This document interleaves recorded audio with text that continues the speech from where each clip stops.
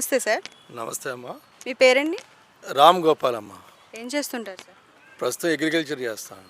Sir, మన కూటమి ప్రభుత్వం అధికారంలోకి వచ్చి 10 నెలలు అవుతుంది సార్. చంద్రబాబు గారి పాలనపై మీ అభిప్రాయం ఏంటండి? చాలా బాగా చేస్తున్నాడమ్మా. భవిష్యత్తులో కూడా బాగా చేస్తాడని మాకు అందరికీ నమ్మకం ఉంది. వైసీపీ వాళ్ళు చంద్రబాబు పాలనలో వ్యతిరేకత వచ్చింది అంటున్నారు సార్. అది ఎంతవరకు నిజం అంటారు? ఏమండి, వైసీపీ పాలనలో రాష్ట్రానికి గొల చేసాడు ఆయన. అంటే ఏంటి, ఫైనాన్షియల్గా దోషిస్తాడు. ఎవరో జగన్మోహన్ రెడ్డి. ఈ ఆటల్ని సరి చేసుకుంటమే సరిపోతుంది. వాళ్ళకి ఇంకొంచెం టైం పడుతుంది. డెఫినెట్గా బ్రహ్మాండంగా చేస్తారని నమ్మకం ఉంది మాకు. 3 ఏళ్ళు కళ్ళు మూసుకోండి, నెక్స్ట్ వచ్చేది మన ప్రభుత్వమే అని జగన్ గారు చేస్తున్న వ్యాఖ్యల్లో నిజం ఎంత ఉందంటారు? 3 ఏళ్ళు కాదు, జీవితాంతం అన్నా ఆయన రాడు.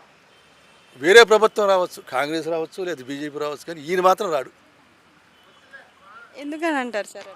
అంతే, ప్రజలకు విరక్తి వచ్చేసింది ఆయన పాలన మీద. ఓన్లీ అమ్మ రెడ్లకే ఇచ్చేవాడండి. కులం వద్దులేండి, అలా మాట్లాడకూడదు కానీ మనం ఏదన్నా కానీ ప్రజలకి చాలా మందికి ఈయన యంగ్ చిన్నవాడు ఏదో బాగా చేస్తాడని పొరపాటున వేశారు అంతే. ఒకసారి చూద్దామని వేశారు అంతే. ఈ దెబ్బతో ఆ 40% వచ్చిన 39.5 ఈసారి 25లో ఉంటాడు. ఎవరి పాలనలో తిరుమల దేవస్థానం ఏర్పాట్లు బాగున్నాయి సార్? డెఫినెట్గా చంద్రబాబు కూటమి పాలన, దాంట్లో డౌట్ ఏం లేదు. వెళ్ళిన వాళ్ళు అందరూ చెప్తున్నారుగా, వెళ్ళిన వాళ్ళు అందరూ చెప్తున్నారు ఆ విషయం. మెగా డిఎస్సి ఇన్నాళ్ళు కూటమి ప్రభుత్వం నోటిఫికేషన్ రిలీజ్ చేసింది సార్. మీకు ఎలా చాలా అనిపిస్తుంది? సంతోషం అమ్మా, శుభపరిణామం. ఎందుకంటే పాపం 3 మంది నిరుద్యోగులు ఉన్నారు. వాళ్ళకి డెఫినెట్గా వాళ్ళు బాసరగా ఉంటారు. వీళ్ళు 2029కి వైఎస్ జగన్ నేనే ముఖ్యమంత్రి అంటున్నాడు. జగన్ మా కార్యకర్తలు నాయకులు జారిపోతున్నారు. ఏదో అలా చెప్తే కొంటారని. ఇప్పటికే సగం ఖాళీ అయిపోయింది. ఇంకో సంవత్సరంలో తద్దిమాలు కూడా వెళ్ళిపోతారు. పెద్ద పెద్ద నాయకులు అందరూ ఉండరు. ఇక వీళ్ళు ఇక్కడ కుంభకోణంలో ఇరుక్కుపోయాడు ఆయన. ఇక దాంట్లో డౌట్ ఏం లేదు.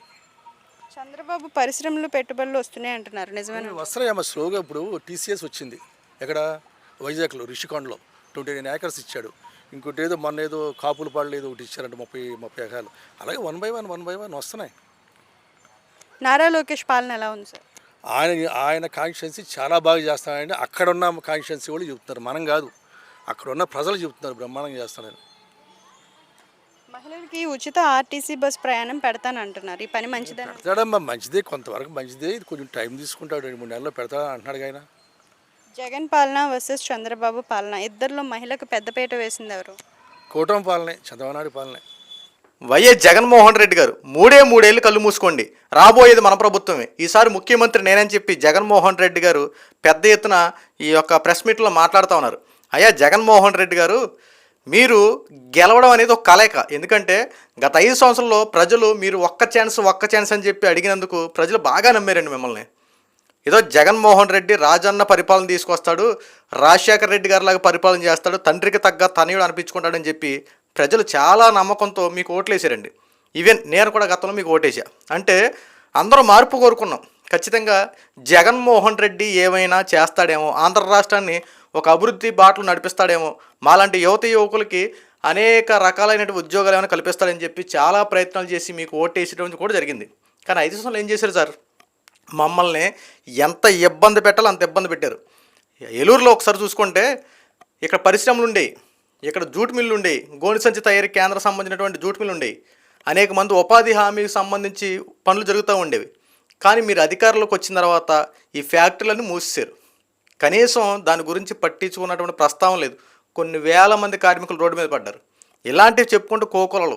ఎక్కడ చూసినా సరే ఆంధ్ర రాష్ట్రంలో పరిశ్రమలు లేవు, అభివృద్ధి లేదు. ఎటు చూసుకున్నా సరే రాష్ట్రాన్ని రావణ రాష్ట్రంగా నడిపించారు. యువకులు ఉద్యోగ అవకాశాలు లేక పక్క రాష్ట్రాలకు వెళ్ళిపోయారు సార్ అనేక మంది. ఎందుకంటే ఇక్కడ ఉన్నట్టు 5,000 ఉద్యోగాలు తప్ప ఇంకేమి లేవు కదా. 10th చదివినా, డిగ్రీ చదివినా, బీటెక్ చేసినా, ఎంటెక్ చేసినా, ఏ టెక్కలు చేసినా జగన్మోహన్ రెడ్డి ఇచ్చేటువంటి 5,000 రూపాయల ఉద్యోగాలు మాత్రం ఇంకేమీ లేవు. ఎందుకంటే వాలంటీర్లు, గ్రామ వాలంటీర్లు, సచివాలయం సిబ్బంది ఈ తప్ప ఇంకేమున్నాయి సార్? మీరు ఒక ప్రైవేట్ సైన్యాన్ని నడిపించుకున్నారు కదా వాలంటీర్ వ్యవస్థను పెట్టి. ఈ రోజున కూటమి ప్రభుత్వం అధికారంలోకి వచ్చిన తర్వాత నీ గురించి, నా గురించి, మనందరి గురించి ఆలోచిస్తుందండి. ఈ రోజున యువకుల కోసం ప్రత్యేకంగా పరిశ్రమలు ఏర్పాటు చేయడానికి రంగం సిద్ధం చేసింది. అనేక మంది పారిశ్రామికవేత్తలతో టైఅప్ పెట్టుకుంది. చూసుకుంటే రీసెంట్గా టీసీఎస్ కంపెనీ వైజాగ్లో ఏర్పడిందండి. ఆ టీసీఎస్ కంపెనీ మీద అనేక మంది ట్రోలింగ్ చేస్తూ ఉన్నారు. ఎకరాన్ని కేవలం 99 పైసలకి ఇచ్చేసారని చెప్పి మాట్లాడుతున్నారు. అక్కడ గనక టీసీఎస్ కంపెనీ నిజంగా మొత్తం ప్రారంభం అన్నీ జరిగితే సుమారు 22,000 ఉద్యోగాలు వస్తాయి. అక్కడ ఆంధ్ర రాష్ట్ర ప్రజలకు వస్తాయని చెప్పి చాలా కంటాపతంగా చెప్తా ఉన్నారు. ఫస్ట్ ప్రిఫరెన్స్ ఆంధ్ర రాష్ట్ర యువత యువకులకి ఇస్తాం, తర్వాత చూసుకుందాం అని చెప్పి అంత పకడ్బందీకి ఈ రోజున కూటమి ప్రభుత్వం వ్యవహరిస్తుంటే ప్రతి దాంట్లో బురద జల్లే రాజకీయాలు చేస్తారండి సార్. అనేక కంపెనీలు ఈ రోజున కూటమి ప్రభుత్వం అన్నిటితో ఒప్పందాలు కుదుర్చుకుంది. రీసెంట్గా చూసుకుంటే మనకి భారత్ పెట్రోలియం సంస్థ వాళ్ళు రిఫైనరీ ఆయిల్ ప్రాజెక్ట్ స్టార్ట్ చేయబోతా ఉన్నారు రామలాపురం సరిహద్దు ప్రాంతాల్లో. సో అక్కడ కనుక రిఫైనరీ ఆయిల్ కనుక ప్రాజెక్ట్ అయితే అక్కడ సుమారు ఒక 70,000 కోట్ల రూపాయల ప్రాజెక్ట్ అది. 1,00,000 మందికి ఉద్యోగ అవకాశాలు వచ్చే అవకాశాలు ఉన్నాయి. ఎటు చూసుకున్న కూటమి ప్రభుత్వం కాస్త ముందడిగేస్తూ ఉంది. ఏదైతే ఎలక్షన్ టైంలో ఇచ్చినటువంటి హామీ, మేము అధికారంలో ఉన్న 5 సంవత్సరాల్లో 20 లక్షల ఉద్యోగాలు మేము కల్పిస్తాము అని చెప్పి నిరుద్యోగులకి కూటమి ప్రభుత్వం అధికారంలోకి రాకముందు హామీ ఇచ్చింది. ఆ హామీని నిలబెట్టుకునే క్రమంలో ఈ రోజున కూటమి ప్రభుత్వం అన్నమాట ప్రకారం అన్నీ పూర్తిగా ముందుకు తీసుకెళ్తా ఉంది. కొంతమంది బురద జల్లే రాజకీయాలు, శవ రాజకీయాలు ఎన్ని చేసుకున్నా సరే వచ్చే ఏమీ ఇబ్బంది లేదు. కూటమి ప్రభుత్వం తన పని తాను చేసుకుంటూ పోతుంది. నారా లోకేష్ గారు ఐటీ శాఖ మినిస్టరు ఇదివరకు రావడమే ఒక ఎలక్షన్లు గెలిచిన తర్వాత 2వ నెలలోనే అమెరికా టూర్ వెళ్ళారు. అక్కడ గూగుల్ సంస్థను కలిశారు. ఇక్కడ ఆంధ్ర రాష్ట్రంలో సాఫ్ట్వేర్ రంగాన్ని అభివృద్ధి చేయడం కోసం ఇక్కడ సాఫ్ట్వేర్ రంగాన్ని ఒక రూపురేఖలు మార్చి ఇక్కడే ఈ సాఫ్ట్వేర్ రంగంలో ఉద్యోగస్తులు ఇక్కడే చేసుకునేలాగా అన్ని రకాల చర్యలు ప్రారంభించారు. ఇందులో భాగంగానే అమరావతి రాజధానిలో గూగుల్ సాఫ్ట్వేర్ కంపెనీని ఏర్పాటు చేయబోతా ఉన్నారు. మరి దీన్ని ఏమంటారు? ఒక పక్కన ఆంధ్ర రాష్ట్ర విద్యా విధానాన్ని చూసుకుంటేనే ఐటీ శాఖ బదిలీ చేసుకున్న నారా లోకేష్ గారు ఈ పరిశ్రమలు ఏర్పాటు చేసే దిశగా నిరుద్యోగ సమస్యను తీర్చే విధంగా చర్యలు తీసుకుంటా ఉన్నారు. ఎక్కడికక్కడే కూటమి ప్రభుత్వం ప్రతిదీ పకడ్బందీగా వ్యవహరిస్తూ ఉంది. కూటమి ప్రభుత్వం మీద వైఎస్ఆర్సీపీ పార్టీ వాళ్ళు బురద జల్లడం పనిగా పెట్టిస్తున్నారంటే చంద్రబాబు నాయుడు గారు ముఖ్యమంత్రి బాధ్యతలు చేపట్టిన దగ్గర నుంచి నేటి వరకు అంటే ఈ రోజు వరకు కూడా దొరుకుద్దా, ఎక్కడ కూటమి ప్రభుత్వం విమర్శిద్దామా, చంద్రబాబు నాయుడు గారిని, నారా లోకేష్ గారిని, పవన్ కళ్యాణ్ గారిని ఎక్కడ విమర్శిద్దామని చెప్పి పనిగా పెట్టేసుకున్నారు. ఈరోజు కూటమి ప్రభుత్వం ఒక పక్కన సూపర్ 6లు ఇచ్చినటువంటి పథకాలు అవలంబిస్తూనే అభివృద్ధి పనులు చేస్తూ ఉన్నారు. దీని మీద కూడా బురద జల్లి రాజకీయాలు చేయడం కరెక్ట్ కాదండి. పరిశ్రమలు వస్తే ఆంధ్ర రాష్ట్రంలో అభివృద్ధి కనుక జరిగితే, పరిశ్రమలు కనుక ఏర్పడితే మన సంపదను మనమే సృష్టించుకోగలుగుతాం. ఈరోజు పథకాలు మనకు కూడి పెట్టవండి.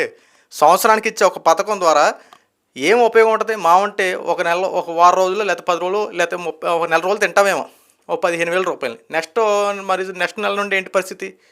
పథకం బతికిచ్చేస్తాయి మనల్ని. అదే ఆంధ్ర రాష్ట్రంలో ఒక పరిశ్రమ ఏర్పడితే దాంట్లో నువ్వు కానీ నీ ఇంట్లో వాళ్ళకి ఒక ఉద్యోగం వస్తే జీవితాంతకాలం ఆ ఒక ఫ్యాక్టరీ ఉన్నంతకాలం రోజు నెలాఖరికి వచ్చేవాడు నీ జీతం పడుద్ది. ఆ జీతంతో కడుపు నిండా తింటావు కదా, ఆ నెల అంతా చక్కగా సంపాదించుకోగలిగినట్టు ఒక ఆధారం కనపడుతుంది కదా. ఒక నెల ఇచ్చే పథకం డబ్బులు కావాలా, ప్రతీ నెల వచ్చే డబ్బులు కావాలా? ఈరోజు చంద్రబాబు నాయుడు గారు ఆలోచించేది ఇదే. ప్రతీ నెల ₹1 సంపాదించుకోగలిగితే ఆ నెలంతా కుటుంబాన్ని పోషించుకోవడం కోసం చంద్రబాబు నాయుడు గారు అభివృద్ధి అని చెప్పి అంటున్నారు. ఈరోజు నీ మాట ఎవరికి అర్థం కావట్లా. కనపడే ఆ ఒక్క నెల పథకాల కోసం, ఆ ఒక్క నెల 15,000 రూపాయలు తీసుకోవడం కోసం ఏదో ఆంధ్ర రాష్ట్ర ప్రజలందరూ ఎదురు చూస్తున్నట్టు వైఎస్ఆర్సీపీ పార్టీ వాళ్ళు మాట్లాడుతూ ఉన్నారు. జగన్మోహన్ రెడ్డి పథకాలు ఇచ్చి ఆంధ్ర రాష్ట్ర ప్రజలను సోమరిపోతులు చేశాడు. ఒక రకంగా చెప్పాలంటే ఇచ్చాడు. ఒక చేత్తో పథకాలు ఇవ్వడం, 2వ చేత్తో లాక్కుంటాం. అది ఎవరికి తెలిసేది కాదు.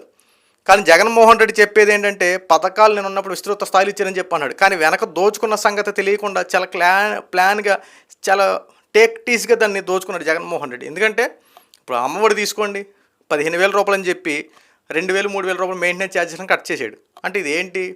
ఫంక్షన్ల విషయంలో కూడా చూడండి, మీకు 3,000 రూపాయల ఫంక్షన్ అని చెప్పి 2,250 పెంచుకుంటా వెళ్ళాడు తప్ప 3,000 రూపాయలు ఇతరకు 5 సంవత్సరాలు పట్టింది. ఇలాగ ప్రతి దాంట్లో కోత విధించుకుంటా మనకి అప్పుల భారాన్ని మన నెత్తి మీద వేసినటువంటి జగన్మోహన్ రెడ్డి మళ్ళీ 2029 నేనే గెలుస్తాను, నేనే ముఖ్యమంత్రి అవుతానని చెప్పి మాట్లాడుతున్నారు. ఎంతవరకు ఏంటో కాస్త మీ యొక్క అమూల్యమైన సమయాన్ని కామెంట్ రూపంలో తెలియజేయండి.